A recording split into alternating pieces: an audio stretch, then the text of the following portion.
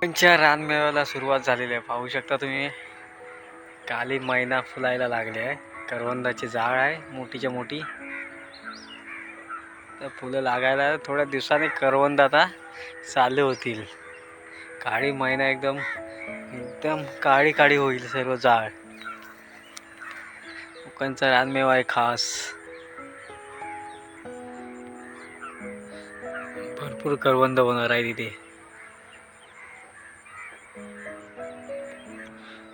कशा प्रकारे फुलं फुलायला लागल्यात एकदम मस्त आहे की.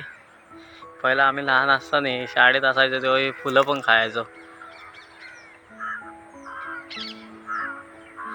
करवंदाची एकदम मस्त आहे की फुलं आहेत.